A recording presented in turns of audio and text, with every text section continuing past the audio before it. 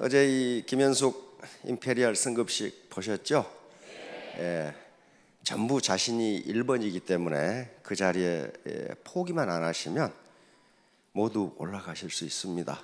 근데 거기까지 올라가시려면요, 겸손하셔야 돼요. 겸손이라는 게 무슨 이 아부를 한다거나 그런 게 겸손 아닙니다. 제가 생각하는 겸손은 나무 말을 경청하는 거예요. 경청하는. 다시 말하면 내 생각이 틀릴 수도 있다는 것을 인정하는 겁니다. 그렇지 않으면요, 절대로 성공 못합니다. 어제 김현숙 임페리얼 마스터가 임페리얼이 됐어요. 그분은 여러 번 길거리에 앉았거든요. 그러면 IMF 때문에, IMF 때문에 전부 다 어떻게 뭐가 잘못돼가지고 그렇게 됐어요. 근데 그 김현숙 임페리얼 그 주변에는 그런 분들이 많아. 근데 전부 다 지금 크라운 이상 다 올라가셨어요. 다. 그렇죠? 다 올라가셨어. 왜 그랬을까요? 네, 그게 바로 차원 초월이에요.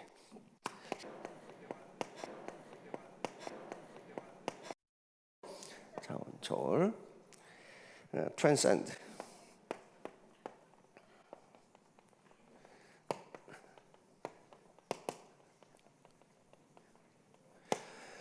차원을 초월한다는 건데, 이게 뭐냐?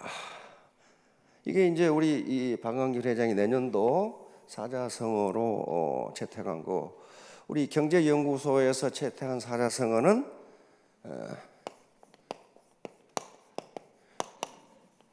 본립도생. 근본이 서면 나아갈 길이 보인다는 겁니다. 나아갈 길이 생긴다는 거예요. 논어 제2장에 있는 말입니다. 제1편 제2장. 그러면 본립도생과 차원 초월은 다른 거냐? 안 그래요. 천만의 말씀이에요. 근본이 서지 않으면 차원 초월이 안 돼요. 예를 들면 기지도 못한 놈이 뛰겠다고 나서면 그러면 어떻게 되겠어? 코 깨지고 이마 아파 깨져. 그렇죠? 근본이 돼야 돼. 근본이 돼야 돼. 그러니까 차원 초월은 다시 말하면 패러다임 시프트예요. 다시 말하면 자기 사고 구조를 완전히 바꿔버리는 거거든요. 그런데 자꾸 과거 캐리어 자랑, 그 다음에 가방끈 자랑하는 것은 패러다임 시프트를 못하는 거예요. 이 사고 구조를 바꿔버려야 돼요. 패러다임은 이렇게 생각하시면 돼요. 사고 구조, 세상을 보는 눈, 이렇게 생각하시면 돼요. 이게 그리스인데요. 그러니까 그걸 바꾸지 않으면 차원 초월이 안 돼요. 그렇게 하지 않으면 애터비 사업에 성공하시기가 힘들어요.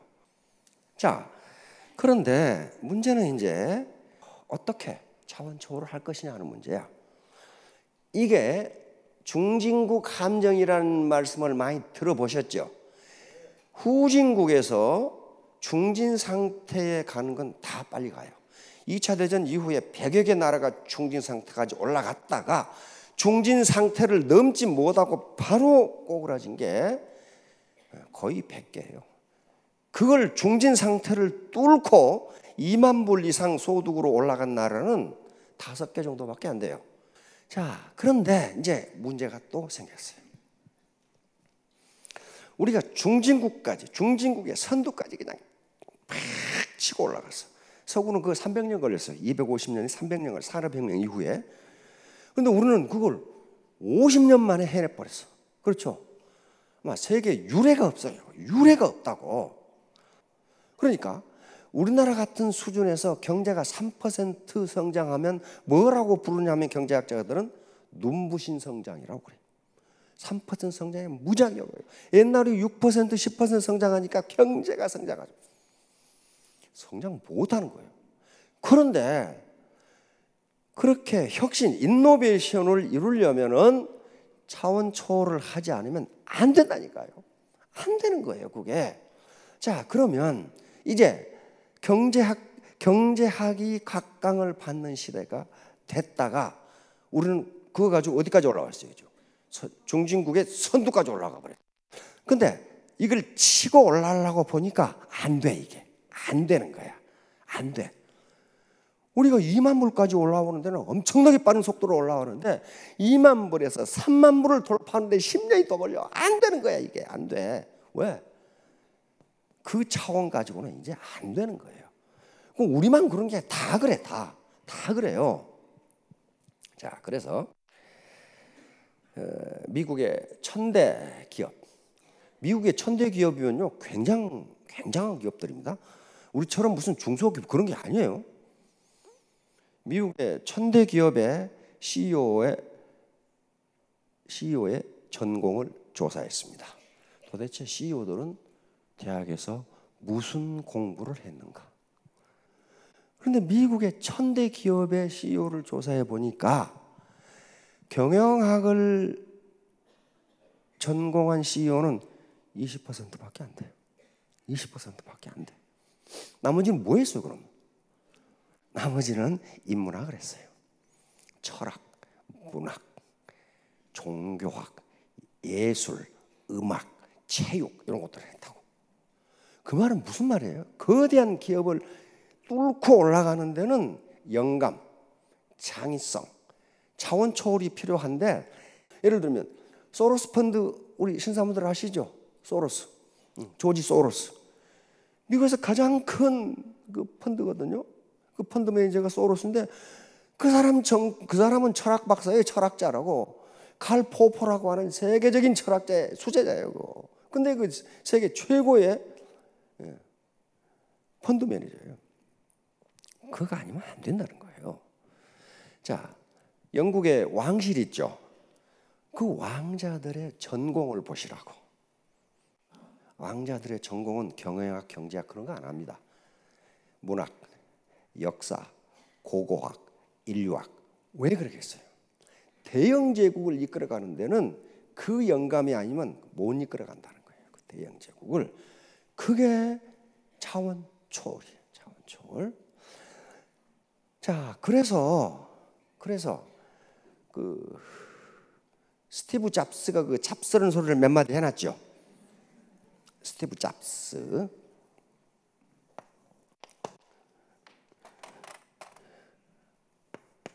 이 사람 학력이 어떻게 돼요? 에? 고졸이죠. 이 사람이 캘리포니아 우에 가면 리드 칼리지라고 있어요. 리드 칼리지. 이거 하나 더 있었네. 리드 칼리지가 있는 이게 리버럴 아츠 칼리지입니다. 미국의 칼리지라고 되어 있는 것은 리버럴 아츠 칼리지라고 이렇게 부르는 칼리지들이 있어요. 이게 한 300~400개 되는데요. 이 리버럴 아츠 칼리지는 그 수준이 아이비리그 대학 버금갑니다. 아이비리그하고 거의 같아요, 수준이. 그렇게 아주 엑설런트한 칼리지가 한 300~400개가 있어요. 그 중에 리드 칼리지도 그 하나예요.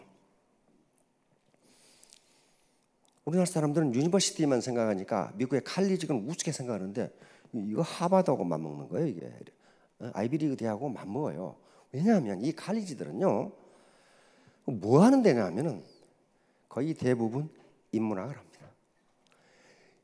여기에서 학생당 노벨상이 가장 많이 나와. 이 칼리지에서 가장 많이 나와요. 그런데 이 잡스가 여기를 다녔어. 여기를 다녔는데 잡스 아버지가 누구예요? 양아버지죠? 그럼 훌륭했어요. 이 잡스를 키우고 가르치느라고 살림이 거덜났어. 그걸 나중에 잡스가 알았어. 그래가지고 자퇴를 합니다. 그렇죠? 자퇴를 해. 자퇴를 하는데 학교에서 나오지 않고 자기 친구 방에 있으면서 4년 동안 도강을 했어. 그래서 계속 강의를 들은 거야. 그래서 뭐라고 했어요? 애플의 디자인은 어디서 나왔다? 내가 대학 때 공부한 동양철학과 서예에서 나왔다. 요 리드 칼리지에 합격을 하면은 다른 데도 마찬가지입니다. 이 아티피셜 리버럴 칼리지는 전공이 없어요. 전공이 없고 어떤 대학은 커리큘럼 자체가 없어. 그냥 이놈의 대학이 말이야. 그러니까 우리 지금 박한길 회장이 만들려고 하는 그 학교하고 똑같아. 커리큘럼이 없어. 그럼 뭐 하냐? 네가 하고 싶은 거 하라 이거야. 네가. 그런데 통상 뭘 하냐 하면은 고전 100권 읽기. 그거예요. 100권을 읽으면 졸업한다. 읽지 못하면 졸업을 안 시킨다. 4년 동안 100권 그거 누가 못 읽어? 그 말 같지도 않은 소리. 한번 생각해 봐요. 4년 동안에 100권을 읽으려면 1년에 25권을 읽어야 돼. 그렇죠? 25권을 읽어야 돼요. 1년이 50주니까 2주에 한 권씩 고전을 읽어내서 그걸 글로 써서 발표를 해야 돼. 이 훈련을 하는 거야. 4년 동안에. 여기서 천재가 나오는 거예요. 왜? 차원을 뛰어넘는 생각을 해버려. 그래서 리드 칼리지에 딱 합격을 하면은, 일반적으로 합격을 하면은 합격과 함께 책 선물이와 이걸 읽고 들어오라. 이걸 읽고 들어오라. 무슨 책일까요? 삼국지? 삼국지도 좋죠. 서양의 문학은 여기서부터 시작했고 이것에 영향을 받지 않는 문학이 없어요. 그래서 서양의 모든 문학은 이 책의 각주에 불과하다. 서양의 모든 철학은 플라톤 철학의 각주에 불과하다. 철학자들이나 문학자들이 그건 맞다. 그건 맞다. 우리의 철학은 플라톤 철학의 각주에 불과하다. 우리의 문학은 그 문학의 아류에 불과하다. 그런 책이 있어요. 그 책을 읽고 오라 이거예요. 그게 2800년 전에 써진 2만 행이 넘는 대서사시, 웅장한 서사시가 있어요. 그게 뭘까요? 호메로스의 일리아스와 오디세이예요. 일리아스와 오디세이. 이걸 읽고 오라. 자, 그래서 결국은 그게 이제 인문학이라고 하는 건데요. 인문학을 하는 목적은 이게 무슨 뭐 대학에 가서 문학 배우고 무슨 뭐 저 철학 배우고 뭐 역사 배우고 그런 게 아니고 원래 인문학은 대학이 생긴 게 아닙니다. 플라톤 아카데미에서 플라톤이 만든 거고 로마 시대에 키케로라는 학자가 만든 거예요. 키케로라는 무슨 말이냐면 그런 거예요. 나는 어떻게 살아야 하는가? 인간이니까 나는 어떻게 사는 게 잘 사는 건가? 사람이니까. 두 번째는 어떻게 사는 게 정의롭게 사는 것인가? 다시 말하면 정의란 무엇인가? 정의란 무엇인가? 결국은 뭘 탐구하느냐? 인문학은 진선미입니다.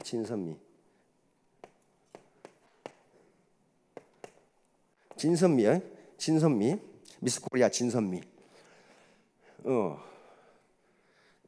이게 빛나는 눈을 가진 숙녀분. 진선미 중에 뭐가 가장 마음에 드세요? 제 생각은 미예가 진과 선이 들어 있어요. 진리는 아름다운 것이고 선함은 아름다운 거예요. 아름다운. 그러니까 결국 인문학은 뭘 추구한다? 아름다운 삶을 추구하는 거예요. 어떻게 하면 아름답게 살 것이냐. 그러면 아름답게 살 것이냐 그 말은 무슨 말이에요? 어떻게 아름답게 살다가 아름답게 죽을 것이냐. 그 말이에요. 그러니까 특히 이 해터미 사업, 다단계 사업은요 사람 사업입니다. 사람 사업. 어떻게 사람들과 내가 아름답게 어울려서 아름다운 결과를 가져오고 아름답게 이 나라와 사회에 봉사하다가 아름답게 죽을 것이냐. 초인류 기업으로 가려면은 우리 애터미 리더, 애터미 가족이 초인류가 되지 않으면 절대로 초인류로 갈 수 없어요. 그 구성원이 3류, 4류인데 어떻게 그게 초인류가 됩니까? 안 돼요. 그럼 초인류가 된다는 게 뭐냐? 무슨 학력이 좋아야 되냐? 캐리어가 좋아야 그런 거 아니라고요. 그런 거 아니에요. 나는 어떻게 살 것인가? 그렇죠? 뭐가 정의로운 것인가? 뭐가 뭐가 정의로운 것인가? 그리고 애터미 사업을 하든 저터미 사업을 하건 뭐가 진선미인가? 뭐가 아름답게 하는 것인가? 이걸 생각하시면 파트너, 스폰서가 싸울 일이 없어요. 싸울 일이 없어. 안 싸우면 성장합니다. 그리고 내가 잘 크지 않는다면 파트너 탓, 스폰서 탓하지 말고 나는 어떤가? 너는 누구냐? 너는 누구냐? 이렇게 돌아보시면 3년 후, 4년 후에 모두 큰 성공을 하실 걸로 믿습니다. 예, 감사합니다. 예.